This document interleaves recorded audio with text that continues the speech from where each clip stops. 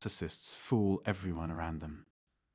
Hey everyone, welcome back to our YouTube channel dedicated to navigating narcissism, narcissistic relationships, and the healing journey afterward. Today, I want to address a common mistake that often traps people in narcissistic relationships: the misconception that intelligence equates to virtue. Spoiler alert, it doesn't. I've touched on this topic before, but it's so important that it deserves its own video. Especially in the early stages of meeting or getting to know a new narcissistic person.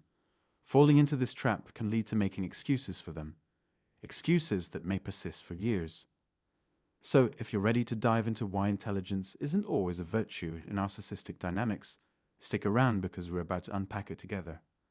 And hey, if you find this content helpful, don't forget to hit that like button and subscribe to the channel for more insightful discussions like this. Let's get started. Narcissistic folks often come into new relationships with a bunch of shiny traits. They can be charming, charismatic, confident, and oh so compelling. Maybe they're successful, sharp as a tack, well-dressed, or easy on the eyes.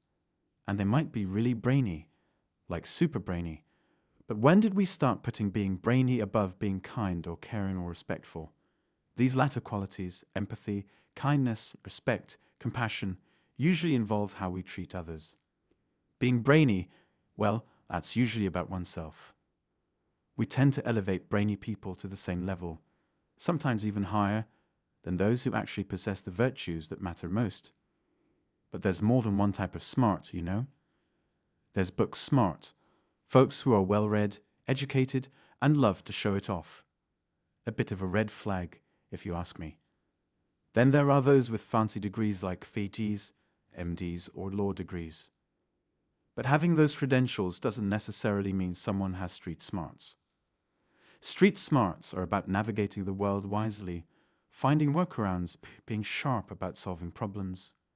It's quick thinking, knowing who to turn to, a survival instinct honed by experience and sometimes tough times. Then there's skill smarts. These folks might not look like they're from the pages of a book, but they've got killer skills. They might be amazing mechanics, electricians, chefs, musicians, financially savvy, or quilting wizards. They're experts in their field, able to communicate well and tackle problems with ease. And of course, there's good old-fashioned intelligence, the G factor. This is a big topic. Intelligence means being able to solve new problems, digest lots of info, and have both verbal and non-verbal skills. We can measure it, but intelligence comes in many flavors.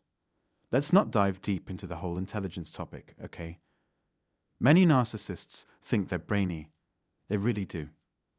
Studies have shown that folks with grandiose narcissism see themselves as super smart and think intelligence is a big deal. But here's the kicker. There's not much solid proof that narcissists are actually smarter than the average Joe. But here's where it gets dicey. When someone's booked smart or has loads of fancy credentials, we might assume they're safe people. We might think, hey, they've got a good job and a family, they must be solid. But that's where we can go wrong. Being smart doesn't automatically make someone kind or decent. Sure, they might be, but it's not a guarantee. Being smart can come from intense studying or a desire for admiration.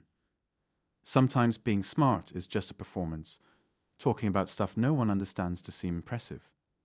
But let's be real, being smart is just a skill, like a cool party trick. It's not a virtue. We often get starry-eyed around brainy folks, like we do around attractive or wealthy ones.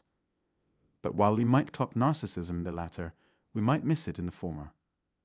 Trust me, I spent years in school getting all those fancy degrees. It was pretty self-centered, to be honest.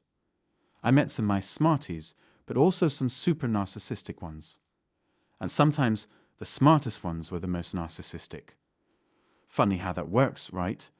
Being smart and being nice don't always go hand in hand. You know, it's crazy how some folks get stuck because they think their partner or family members are too smart to be narcissistic. They're like, how could they be a jerk? They're a genius.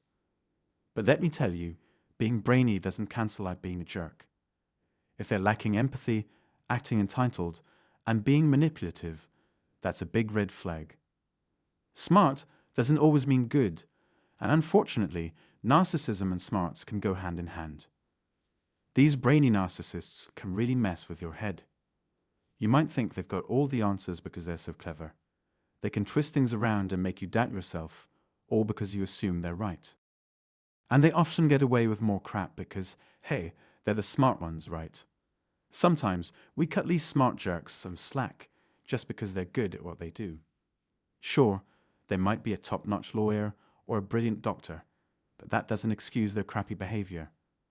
Being smart doesn't give them a free pass to treat people like garbage. When we're trying to heal from a messed-up relationship, is a crucial thing to keep in mind. Being brainy doesn't make someone a good person. In fact, being smart and being a jerk often go hand in hand. For some folks, especially those who grew up in families with narcissistic parents, they might have been put down or made to feel dumb in a million different ways. So when they encounter someone who's both brainy and narcissistic, it can lead to some serious abuse. They might feel like they have no right to question the smart narcissist's behavior. But trust me, you always have that right. Whether they're curing diseases or cooking gourmet meals, being smart doesn't excuse being mean. And if you're stuck working with one of these ultra-smart narcissists, it's up to you to decide if it's worth it to stick around. Just know that narcissists can't stand it when someone smarter than them shows up. They'll do whatever it takes to tear them down, whether it's mocking them or throwing passive-aggressive jabs. When you come across someone who seems super brainy, don't get dazzled by their intelligence alone. Pay attention to the important stuff. Are they warm? Do they show empathy and kindness? Do they treat you with respect and make you feel safe? That's what really matters. Sure, if they're smart on top of all that, it's a bonus. But don't let their smarts make you doubt yourself. They might try to use their intelligence to make you feel small, like, I went to Harvard, so I obviously know more about money than you. It's tempting to buy into that, especially if you're unsure of yourself. But don't fall for it. I've seen it happen before. Just because someone's booked smart doesn't mean they're a good person. Remember, trust your gut, and don't let anyone make you feel inferior just because they know some fancy words. And always keep in mind that even if someone appears to offer valuable wisdom, it's essential to take what they say with a grain of salt. You don't need to befriend them, but don't overlook their bad behavior either. Remember the concept of multiple truths that I often discuss. It's about understanding different perspectives. Gain knowledge from them, but expect little else. Most importantly, don't give them the best parts of yourself. Now, I'm not oblivious to the allure of intelligence. While being smart may be attractive and admirable, it's not inherently virtuous. Intelligence alone is not a justification for abusive behavior. If their intellect makes you doubt yourself or creates a power imbalance, it's a red flag. Recognize toxic behavior for what it is, and don't let their intelligence cloud your judgment. We don't need to excuse bad behavior just because someone is intelligent. If they manipulate or gaslight you, it's unacceptable, plain and simple. Remember, you can outsmart a smart narcissist by identifying toxic behavior and taking steps to protect yourself. Prioritize your well-being and make informed decisions. If you found this advice helpful, please remember to like, subscribe, and share this video with others who may benefit from it. Also, don't forget to check the description for a link to a free book and to schedule a one-on-one consultation. Take care of yourself, and thank you for tuning in.